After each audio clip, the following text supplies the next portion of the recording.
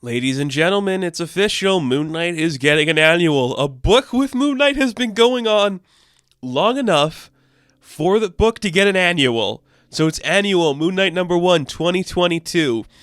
Just in time for Halloween and introducing us to the newest addition to the Marvel Cinematic Universe, Jack Russell, aka the Werewolf by Night. That's right, folks. He's back. It's a Moon Knight, Werewolf by Night face-off. Haven't seen that in a while. Cool. Kinda because both of these characters diverge into their own path. I get that, but man was it good to see. And holy shit on a fucking roaster. I don't know why I said that.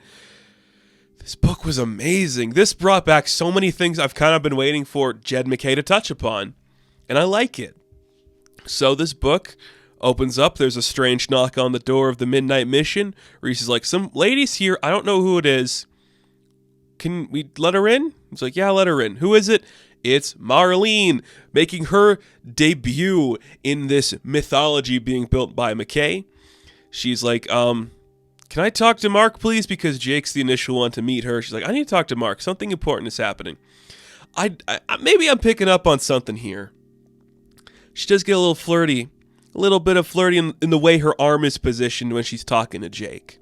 Which I like because, as we know, Jake is the one who sired the child Diatrice. So that's kind of a fun thing to explore. And guess what? Diatrice has been kidnapped by Jack Russell. The Werewolf by Night has the daughter of Moon Knight for some nefarious purpose because we'll get into it as the story goes on. But essentially, for the past little bit now, Jack has been working to make himself the king of the wolves. He went to fight in the Hudson Bay Wars last winter against the Wendigo. And now he controls all the wolves. He's just like Dracula. Remember when Dracula's like, I'm the king. Chernobyl's my place, bitches. Jack Russell did it too. Okay, he looks insane. Beefed up roid over here with a big beard and long flowing locks with fangs around his necklace. I'm like, hell yeah, dude. What you got for me?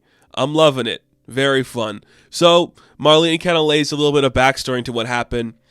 They were doing okay. They were in France. They were safe. And then her ex-husband, Eric, died. And she came back for the funeral. And Jack found us. Took her. And I needed to know why. And we see Diatrice. Oh, I love Diatrice. Like, I know people are, like, hesitant or there's some controversy about that era of Moon Knight when this character is introduced. She was one of my favorite new additions to the mythos. Because she doesn't act like a normal kid because she was never built to be a normal kid. She sees all the hypocrisy of the world and just calls it out. So Jack brings her some food, and Jack lays into his bullshit speech about, like, why he's doing this. Essentially, he's like, I hate Khonshu. Khonshu made us. We were like his stupid things before he made his fists. And look at us. We're like slaves to him. Every night for us to exist, we have to look at the freaking moon. It sucks. Everything sucks. And there's like some stupid prophecy that comes into play about the hands and like the fists of our god. And it sucks. And I want to free it. So if I can use Moon Knight, who is attached to this prophecy, to unleash us from like the moon's grip, everything will be coming up Jack Russell, okay? That's what I want to see. That's what we're doing. So we see that Marc goes to talk to Badir. He's like, is it possible? Is it possible to kill Khonshu? He's like, well, in a way, it is possible, but it contains within it a contradiction. So it's a lot of wishy-washy, whatever. We'll get into it enough, but I'd recommend if you really want to know the details, pour over it yourself, because there's a chapter in the Darkhold discovered by the Fist Omari when the moon leads the sky, blah, blah, blah, you get it. The idea is essentially Moon Knights and fists, the fists of Khonshu, they can't reproduce. They can't have children. A fist is a weapon. We reap, we do not sow. And what does that mean? It means Diatrice is the contradiction. It means whatever Marc did to have her born shouldn't have been what happened. They cannot have children. Meaning, something to do with that kid could essentially have the entity of Khonshu bestowed upon the child, and then that is how Jack could control it. So If he were to kill Moon Knight, it would unleash the grip of Khonshu upon them, and Diatrice became a werewolf because of it. The grip of Khonshu for the werewolves would be gone, is essentially what it is. So he needs to kill Moon Knight, make Diatrice into a werewolf, and everything will be okay. That is the bare essentials of what is going on here. It's a little more complicated than that. The rich history of the Moon Knights is being explored in depth here. And Diatrice is like, that's a stupid plan.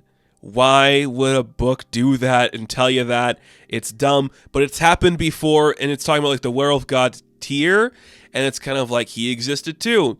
And then he sired this child, and it's like, blah, blah, blah, he's dead now. And it sucks, but hey, if we could do that, but for Khonshu, we're going to be smoking aces, baby. That's the plan. That is what Jack wants to do. My goodness, is this a huge departure from the Jack we just got in the MCU? And you have to imagine, we're going to get this showdown in the Marvel movie soon. Kind of fun. So as Badir and Marc are driving to get Diatrice, he's like, how did you have a kid? It literally shouldn't be something we do. He's like, I don't know, man, okay? I'm not a normal Fist of Khonshu, okay? I don't have all the memories of them before that. Khonshu clearly messed up when he built me, okay? I'm a broken piece, okay? I don't get it. So let's just figure this out. They both jump out of the car. They drive the car through the wall to find them. And then we get some fun fights happening. They have Silver in the car. It's fun. Silver bomb, you know, they have like spoons and forks that blow up, stick into them. Very fun. And then a Moon Knight fight against some werewolves with his brother. It's enjoyable. And as that is going on, it is interspersed with Reese and Marlene talking. And I like it. The thing is, like, I'm a Marlene supporter. I have always openly talked about my love of that character. I think she's an important part of the mythos. I do wish we saw her in some form on screen, though I love Layla El Foyle a lot too. I like both of those characters so much. And basically, Marlene wants to know like why Reese puts up with it. It's like, well, I think it's just because he needs somebody in his corner. His superheroes aren't at it. You're off doing your own thing with Diatrice, and that's fine. But he needs like a friend, not even a friend, but just someone who's not like a therapist or like an enforcer for him, just somebody who can like just talk to about stuff. And I like that, but Marlene's like, you know, eventually it all fades away. You know, I loved them and it was a long time ago, and you get caught up in like the excitement and the joy of everything. And then I got pregnant. I'm like, I can't have a child if Moon Knight is around. Like, you can't do that. So as they're having that conversation, Marc and Badir are talking like, I'm going to go for Jack. Badir, if you could like get my daughter and protect her, please do that. He's like, I'm not going to do that. If he kills you, then the daughter is going to have to be killed too. He's like, if you kill my daughter, I'll kill you, okay? Don't touch my daughter. Look, you consider me your brother, then look after your niece. Like, protect her, make sure nothing happens to her. So as Badir goes to find Diatrice, he's haunted by the ghost of his father telling him, you have to kill the girl. Like, in order to stop all of this from happening, you have to kill the girl. But Badir is kind of indifferent to it. You think he might do it, but he's kind of in a very fascinating place about it. Is he going to do it? Is he not? Interesting, right? Tensions are building, folks. That is what we're doing here. And then Marc goes to fight Jack. Just a couple of old friends screaming at each other like, wow, we've all come a long way, haven't we? If you were reading like the first appearance of Moon Knight in like Werewolf by Night issue 32, and you're like, this is fun, I wonder where both of those characters would go. Would you ever believe that one of them would become the king of the wolves, fighting a man who lives in a spooky house, protecting his daughter while his god haunts him? Did we ever, like, just thinking about that is kind of cool, because I have poured over that issue a bunch, but I love seeing the way we've come with these characters. It's kind of cool. Now that Moon Knight's the more popular one, that's kind of fascinating. And Jack's calling out like, you're going to have to do better than that than just cutting me some silver. You know, I fought the Wendigos, baby, in Quebec. Canada, shout out, bitches. Let's see what you got. So they get into a fight. Big old fight time. You see that Badir is still thinking about the daughter, but guess what? he puts a knife, or it's not a knife, it's a big freaking sword, to her. He's like, you kill Marc, she dies. You need her to be alive to get all this done, because then you can control her, you can control the bond you have to Khonshu. You kill Marc, I'm going to kill her. Jack's like, are you serious? Are you serious? You kill her. I'm not letting you do that. Okay, I'll stop all this, because I am not killing this girl. You think I want more blood spilt for this stupid monster that is Khonshu? No, that's not what I want at all. I want nothing to do with Khonshu. That is the whole point of this. If you think killing this daughter because it appeases your god is going to be something I'm in favor of, screw it. I'll stop right now. I'm not doing that. He's like, okay. So the tensions died down pretty quick. And it's Diatrice who's like, okay, can we just not kill people? Like, I get it, he's mad and everything, but the prophecy didn't come true. He didn't hurt me. Like, Khonshu's doing whatever the hell Khonshu's doing. Like, can we just call it a night? Can we just, like, get on with our lives? And Usopp's like, we're done, right? Like, it's over. Like, the planetary alignment or whatever, it's over. Nothing's done. He didn't turn me into a werewolf. He didn't kill you. Everything's fine. And you see Badir talking to Khonshu, like, no, I'm not going to kill her. The fact that she's alive should, like, her bravery does credit to you, father. Like, don't want to kill your granddaughter, your only granddaughter, the only legacy you're going to have after all of us die. Come on, man, don't be a dick about it. So, party's over. Just like that, which I respect. Dietrich's like, okay, nothing worked out for anybody. Can we just go? I'm like, yeah, I guess we can. But not before Marc threatens Jack one last time. So that's what happens. They head off on their way. They get back to the midnight mission. Marc has a nice moment where he talks to Marlene in just like a really, like, you know, cookie cutter conversation that they both know means nothing. He's like, you could stay here or I could come with you. She's like, you can't. I know you can't. So let's just not even pretend anymore. Okay? So is that something we can move past? He's like, yeah. I love you, Marlene. We all do. You and Diatrice both. She's like, I know you do. I've never doubted that.